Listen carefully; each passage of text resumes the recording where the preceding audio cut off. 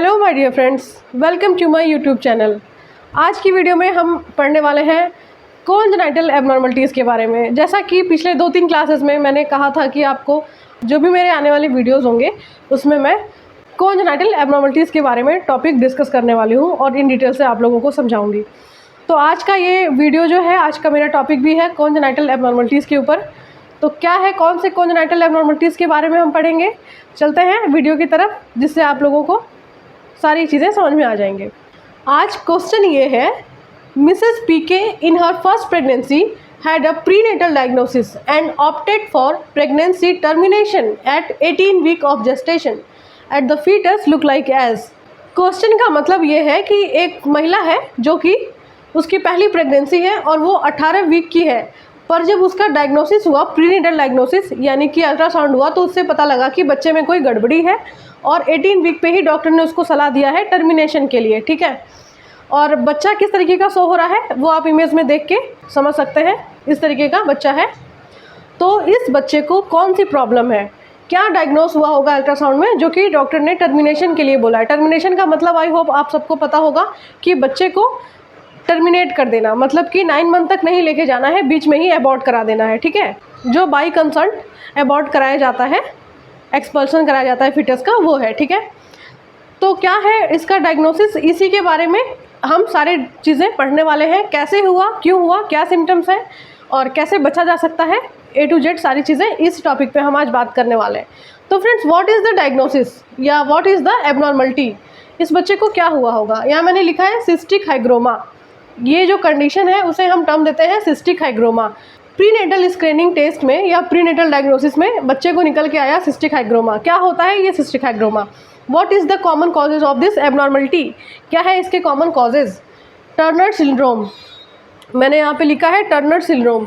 Turner syndrome में यहाँ पे भी लिखा है मैंने 45X एंड बाद में लिखा है 0। ठीक है, वो 0 है, कुछ नहीं है, 45X0। तो इस बच्चे को टर्नर सिंड्रोम की वजह से ये कॉमन कॉज देखा गया, जो कि है सिस्टिक हाइग्रोमा। अब ये टर्नर सिंड्रोम क्या होता है, एक ऐसा बेबी जिसके अंदर हमने नॉर्मल क्या पढ़ा है कि अगर फीमेल है तो XX होता है और अगर मेल है तो XY होता है। ठीक है, यही पढ़ा है ना, ये फीमेल होती है और ये X होती है,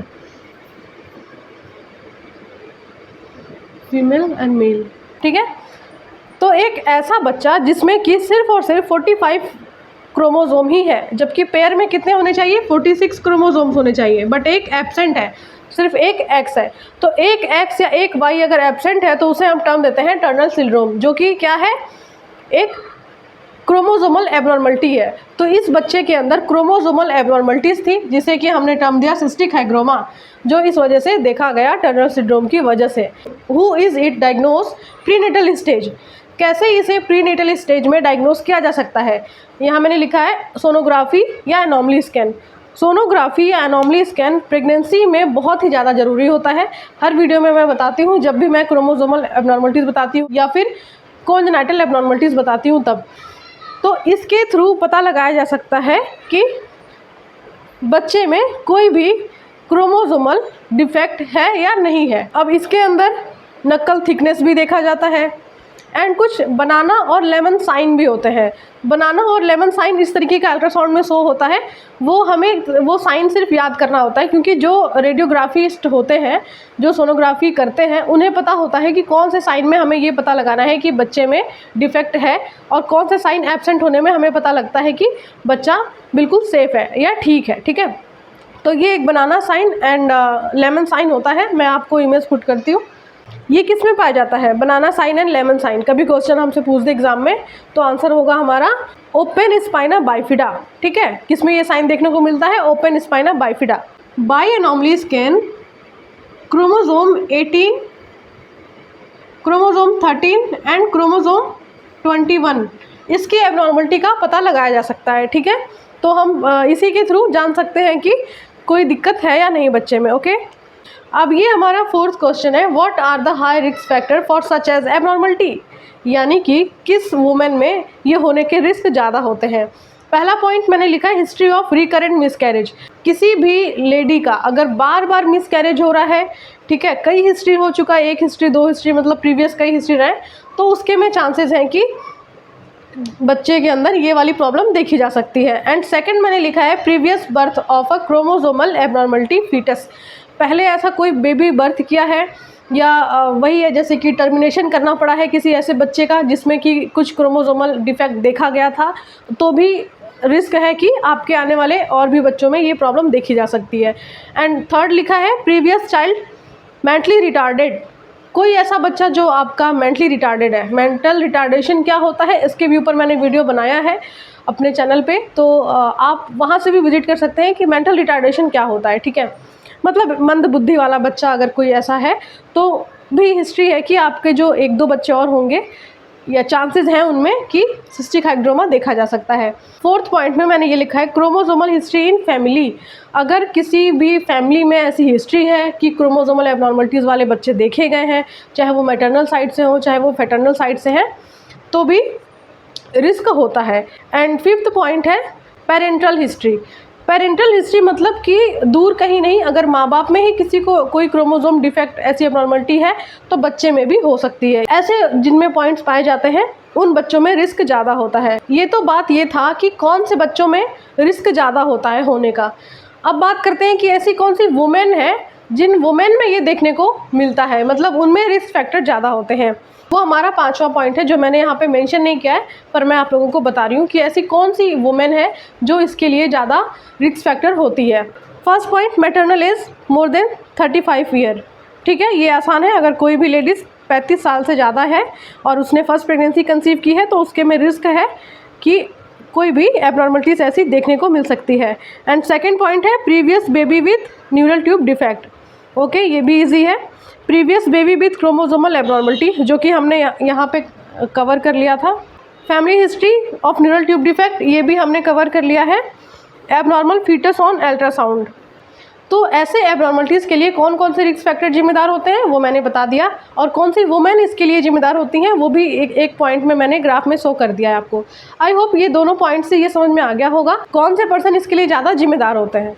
अब यहाँ पे नेक्स्ट पॉइंट में मैं ये बताने वाली हूँ कि किसी भी प्रेग्नेंट लेडी को 2 टाइप के टेस्ट एडवाइस किए जाते हैं। एक होता है स्क्रीनिंग टेस्ट एंड दूसरा होता है डायग्नोस्टिक टेस्ट।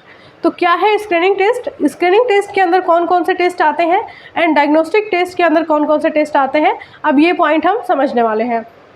एक तरफ मैंने लिखा है स्क्रीनिंग टेस्ट एंड दूसरी तरफ मैंने लिखा है डायग्नोस्टिक टेस्ट। ठीक है, तो जो ये मैटरनल सीरम अल्फा फीटोप्रोटीन जो टेस्ट होता है जिससे कि जेनेटिक एबनॉर्मलिटीज़ का पता लगाया जा सकता है या फिर जो क्रोमोसोमल एबनॉर्मलिटी है उनका पता लगाया जा सकता है, तो ये है स्क्रीनिंग टेस्ट के अंदर आता है। ठीक है, एंड यहाँ लिखा है प्रेगनेंसी एसोसिएटेड प्लाज्मा प्रोटीन, यानी इसके थ्रू भी जो पता लगाया जा सकता है वो भी आता है हमारे स्क्रीनिंग टेस्ट में। एंड थर्ड है fetal cell isolation DNA from maternal blood.